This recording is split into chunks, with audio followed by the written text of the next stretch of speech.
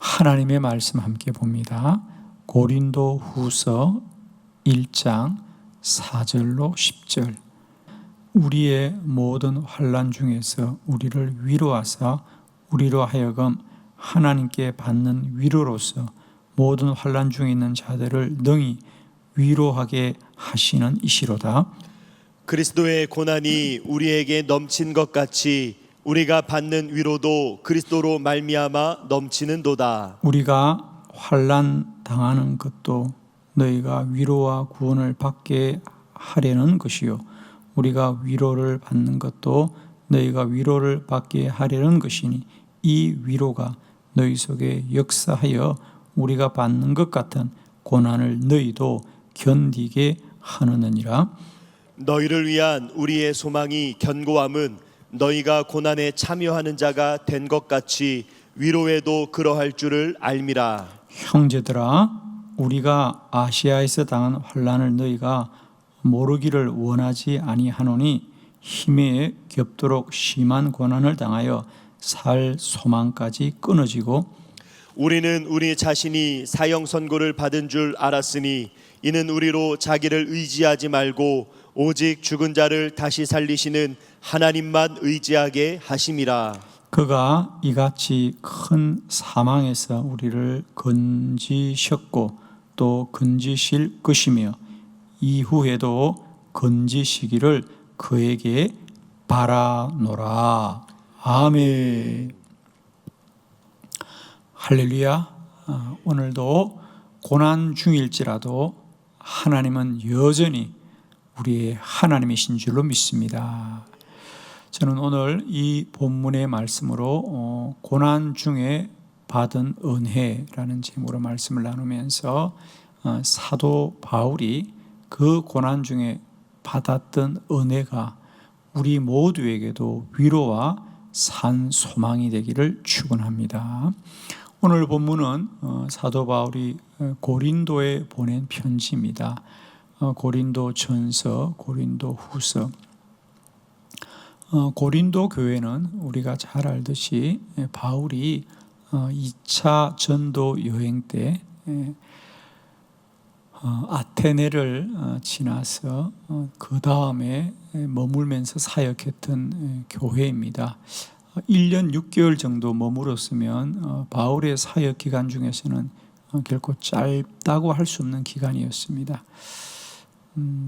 어떤 교회는 뭐 한 달, 4주 또 이렇게 머물렀습니다. 6개월, 1년 6개월을 머물렀던 것은 그 당시 사도 바울의 사역의 여정 중에서는 결코 짧지 않는 기간이었고,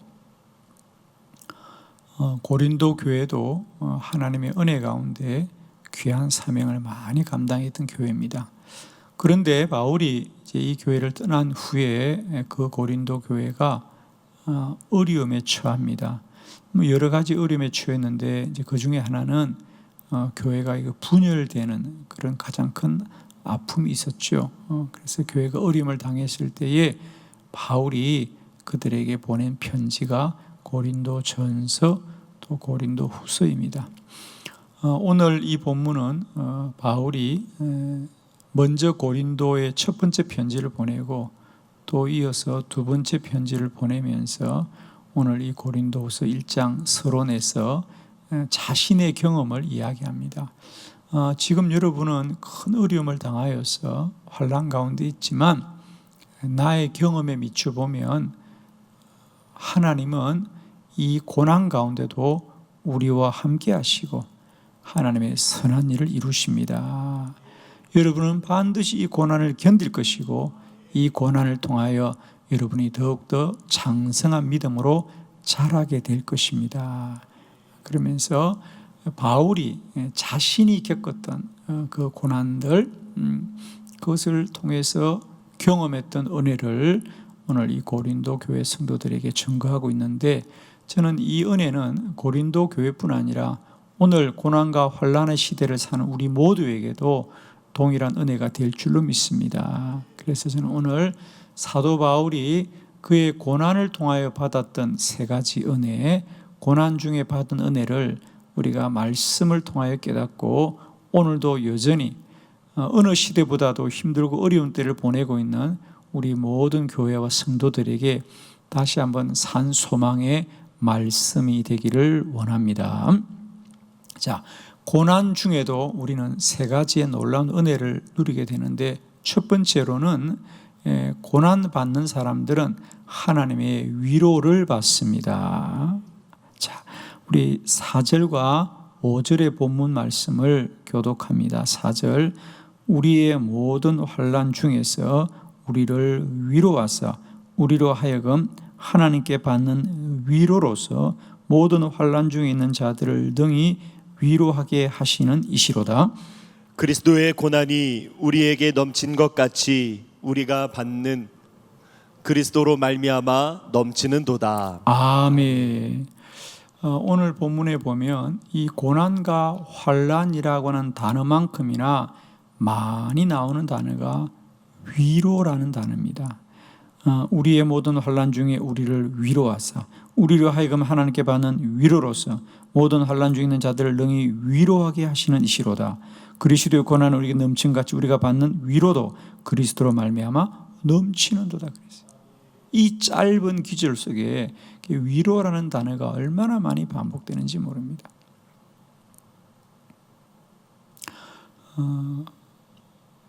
고난받은 자만이 위로받을 수 있습니다. 그렇죠? 고난받은 자만이 위로받을 수 있습니다. 고난 없이는 위로도 없습니다. 우리가 고난받는 자들은 반드시 하나님의 위로를 받게 될 것이다. 위로를 받는다는 건 뭐죠? 하나님을 만나게 된다는 거죠. 그렇습니다.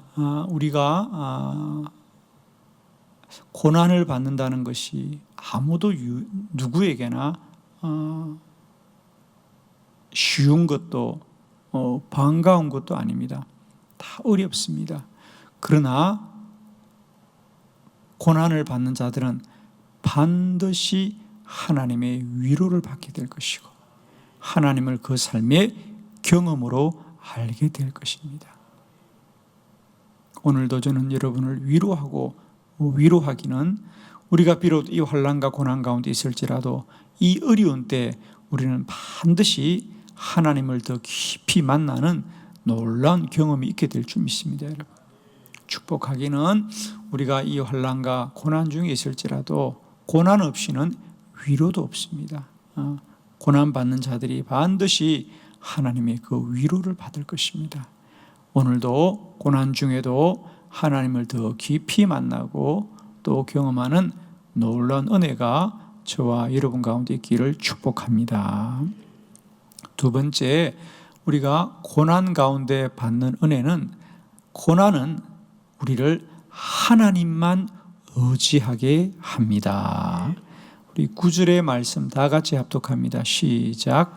우리는 우리 자신이 사형 선고를 받은 줄 알았으니 이는 우리로 자기를 의지하지 말고 오직 죽은 자를 다시 살리시는 하나님만 의지하게 하심이라. 아멘. 우리는 사역하면서 정말 사형 선고를 받은 줄 알았다. 이거 뭐냐? 죽을 것 같았다는 거죠. 그런데 돌아보고 나니까 우리는 그런 고난 속에서 뭘 깨달았느냐? 그렇습니다. 비로소 우리는 사람을 의지하지 말고 오직 죽은 자를 다시 살리신 하나님만 의지하게 하시는 것을 깨닫게 되었노라 그랬어요. 이것은 우리가 사도행전을 보면 바울의 고백이에요. 바울이 고린도 교회에 오기 전에 아테네에 머물렀거든요. 아레오바고 박정에서 복음을 전하다가 그는 거기서 큰 어려움을 당합니다. 그래서 결국은 쫓겨납니다. 도망을 가는 겁니다. 그래서 온 게 고린도였죠. 그래서 고린도에서 보면 그는 훗날 그렇게 고백합니다. 나는 이제 고린도에서는 오직 하나님만을 의지하기를 원하였더라 그랬습니다. 나는 오직 하나님을 의지하기를 원했다. 그렇습니다. 우리는 큰 고난을 당했지만 그 고난을 통해서 우리는 오직 하나님만을 의지해야 된다는 믿음의 단련과 연단을 통하여 새로워지게 될 줄을 믿습니다. 그렇습니다. 우리가 사람의 힘으로 능히 살아갈 때는 사람이 모든 것을 다 하는 것 같아도 우리가 큰 환난을 당하면 비로소 깨닫게 됩니다. 하나님만이 참된 구원이시고 하나님만이 참된 생명이시고 하나님만이 나의 구주가 되시는구나. 그래서 우리가 고난이 우리에게 이제 죽은 자를 달리 살리신 하나님만을 의지하게 하려 하심이라 그랬어요. 우리 성경의 모든 하나님의 사람들은 다 이 광야의 고난을 지난 자들입니다. 예를 들면 모세만 해도 그렇습니다.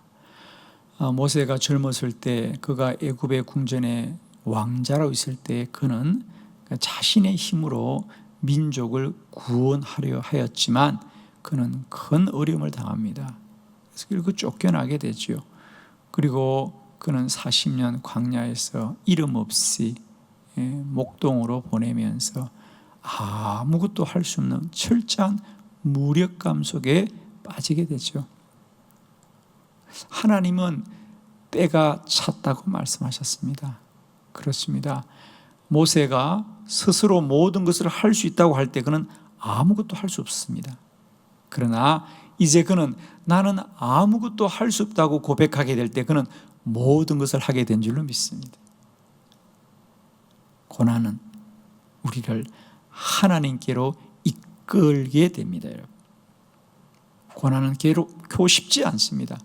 어렵고 힘든 시간들이지만 우리는 그 고난을 통하여 우리를 하나님께로 이끄신다. 그래서 고난을 통해 우리는 비로소 철저하게 하나님만을 의지하고 하나님만을 믿게 하는 하나님의 사람으로 우리를 새롭게 하는 줄 믿습니다. 바울 그는 환난을 당한 고린도 교회에게 환난이 여러분에게 힘들고 어려운 시간이지만 그 환난은 반드시 여러분을 하나님만을 의지하게 할 겁니다.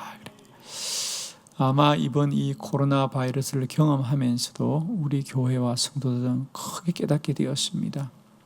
우리는 좀 불편하고 힘들긴 하지만 이 고난을 통하여 우리 모두는 다시 한번 하나님만을 신뢰하는 믿음으로 새로워질 줄 믿습니다. 저는 그 고난을 통해 우리는 진실로 하나님만을 의지하게 할 줄 믿습니다. 세 번째, 바울은 고난을 통해 받는 은혜는 뭐냐?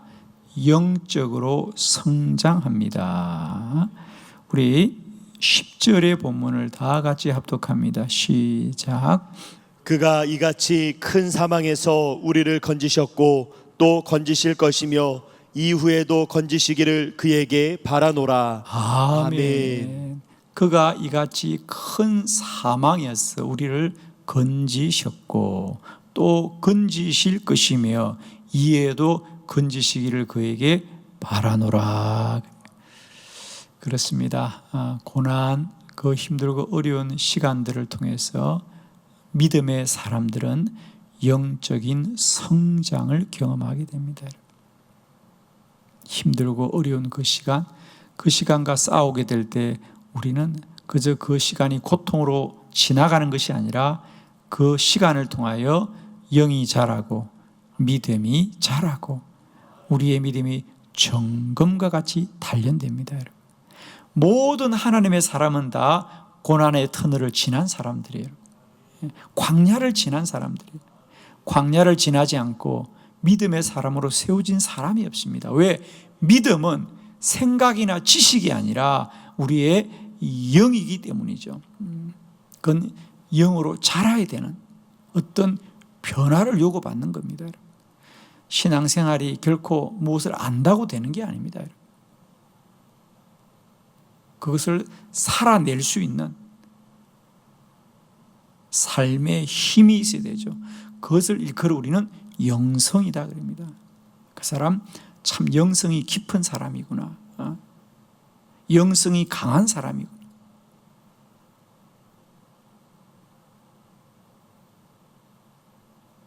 믿음은 생각을 바꾼다고 되는 게 아니고 결심한다고 되는 게 아닙니다. 뜻을 정한다고 되는 것이 아니라 그렇게 살아낼 수 있는 믿음이 우리 가운데 세워져야 되는 것입니다.